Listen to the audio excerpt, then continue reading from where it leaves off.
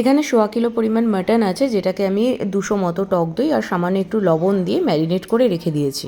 এখানে দেখো বড় বড় দুটো রসুনের কোয়া ছাড়িয়ে নিয়েছি, আর এই যে আদা নিয়েছি, আর অনেকগুলো পরিমাণে লঙ্কা নিয়ে নিয়েছি, কারণ লঙ্কাগুলো বেশি ঝাল নেই।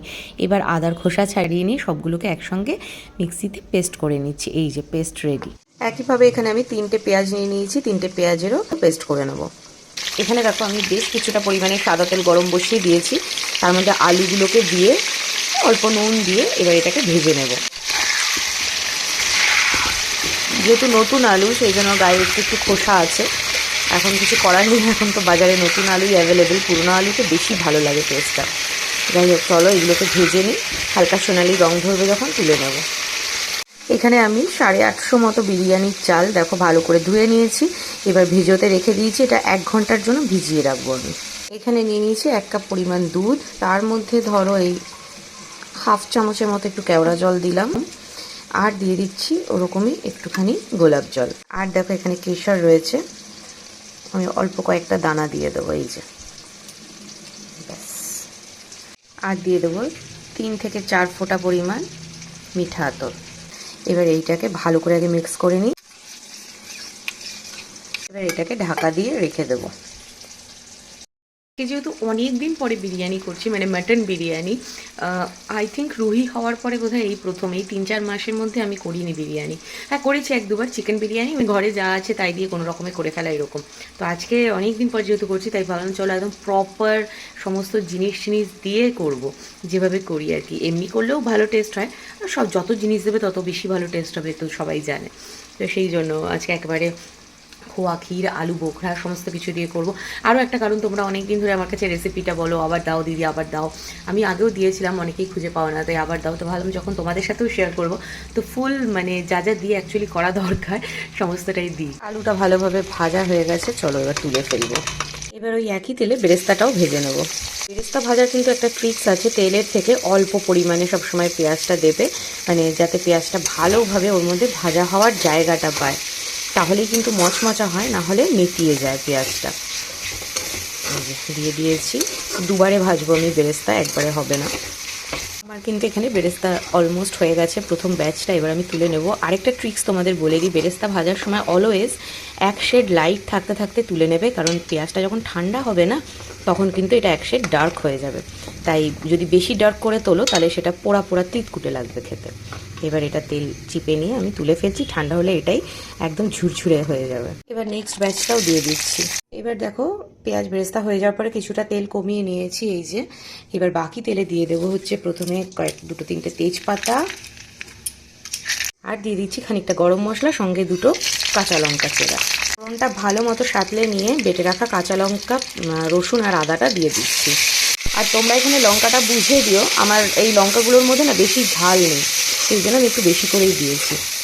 2-3 মিনিট ভালো করে সাঁতলে নিয়েছি মশলাটা, এইবার দিয়ে দিচ্ছি বেটে রাখা পেঁয়াজটা।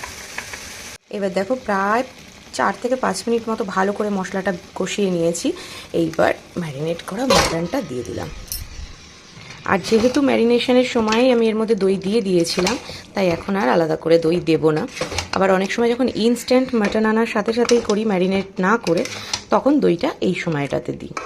আজকে যেহেতু আগে এনেছে, তোমাদের সাথে তো শেয়ার করেইছি যে কী কারণে তখন করতে পারিনি, সেই জন্য এমনি না রেখে দই আর নুন মাখিয়ে রেখে দিয়েছিলাম মাটনটাকে। আর মাটনটা অনেকক্ষণ ধরে ভালোভাবে কষে গেছে, এবার আমি এর মধ্যে দিয়ে দিচ্ছি গ্রেট করে রাখা খোয়া। এখানে ওই 5 থেকে 6 চামচ মতো খোয়া রয়েছে, চা চামচের। এই যে একটু আগেই বললাম একটু পরেই চলে আসবে রুহির বাবা, এসে গেছে। এসেই তার গন্ধে নাকি খিদে পেয়ে গেছে, সে রাতে খায় না, কিন্তু আজকে তার খেতে ইচ্ছে হয়েছে, খাবে। আর নাড়াচ্ছে, এদিকে নাড়ানাড়ি করছে। তো তোমরা তো দেখতেই পেয়েছো, খোয়াটা দিয়ে দিয়েছি। আর এখানে রয়েছে হচ্ছে 3 চা চামচের মতো চিনি, সেটাও দিয়ে দিলাম। এবার নুনটা দিয়ে দিচ্ছি, আর নুন কিন্তু বেশি করে দিতে হবে, মানে মাংসে যাবে, চালে যাবে, পুরো ব্যাপারটা বুঝে বেশ অনেকটা পরিমাণে দিতে হবে। তবে একটা সুবিধা আছে, সেটাও তোমাদের পরে বলে দেবো, যাতে করে তোমরা নুনটা বুঝতে পারবে। প্রথমেই একবারে অনেকটা না দিলেও চলবে।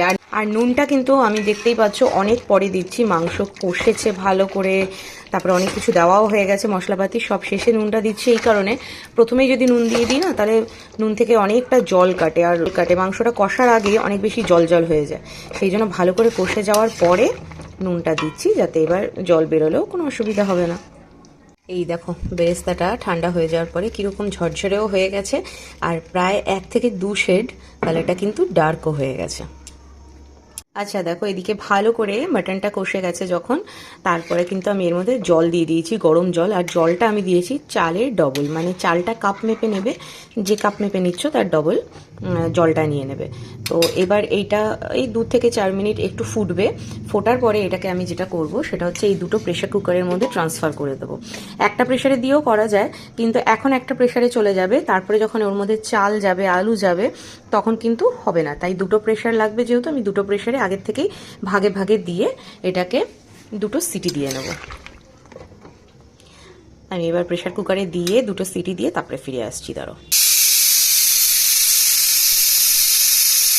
2টো সিটি উঠে গেছে কালো প্রেশারটার, আমি এটা অফ করে দিলাম। এটার এখন ওঠা বাকি আছে, উঠলে তারপরে অফ করব।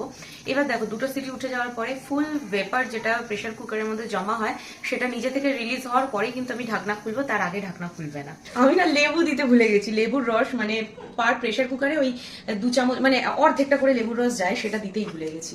এই দেখো বিরিয়ানিটা কতটা ঝরঝরা হয়েছে দেখে বুঝতেই পারছো, আর একটা চালও কিন্তু ভেঙে যায়নি। খেতে অপূর্ব হয়, এইভাবে একবার প্রেশারে বানিয়ে দেখতেই পারো, ঝটপট হয়েও যায় আর দারুণ লাগে খেতে।